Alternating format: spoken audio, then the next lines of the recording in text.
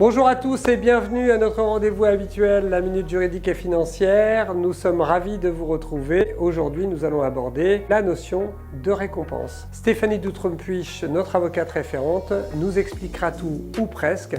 Mais avant toute chose, nous vous invitons à consulter nos précédentes vidéos concernant les différentes formes de régimes matrimoniaux, ce qui vous aidera à mieux comprendre cette notion de récompense. Lors de la liquidation du régime matrimonial, c'est-à-dire au décès de l'un des époux ou à l'occasion du divorce, un calcul est réalisé afin de mesurer la fluctuation des patrimoines propres des époux, ainsi que du patrimoine de la communauté. Une récompense peut alors être due par l'un des époux ou par la communauté afin de corriger un éventuel déséquilibre. Pour rappel, le régime légal, celui de la communauté réduite aux acquêts, a pour effet de créer un patrimoine commun appelé la communauté, appartenant pour moitié à chacun des époux. En sus, chacun des époux conserve son patrimoine propre, contenant notamment les biens et droits acquis ou les dettes contractées avant le mariage.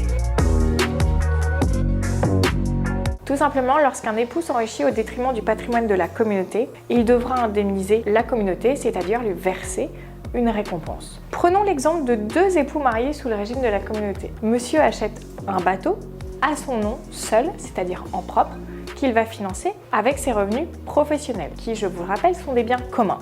Cet achat constitue un appauvrissement de la communauté et non du patrimoine propre de l'époux. Après quelques années de vie commune, les époux malheureusement se séparent et le mariage est liquidé. Monsieur, dans ces cas-là, va conserver donc le bateau, qui est, je vous le rappelle, à son nom propre, mais donc devra une récompense à la communauté. En effet, il s'était enrichi personnellement au détriment de la communauté. De la même manière, si la communauté qui s'enrichit au détriment de leurs époux, elle devra également lui verser une récompense. Merci Stéphanie pour tous ces éclairages. À noter également que la notion de récompense peut s'appliquer dans le cas d'époux ayant souscrit à des contrats d'assurance vie. Lorsqu'un époux, en effet, souscripteur d'un contrat d'assurance vie, alimente le contrat avec de l'argent appartenant à la communauté et ne désigne pas son conjoint comme bénéficiaire en cas de décès, le mécanisme de récompense pourra être mis en place. J'espère que cette vidéo vous a plu et nous aurons le plaisir de vous retrouver très prochainement pour une nouvelle thématique. À très bientôt.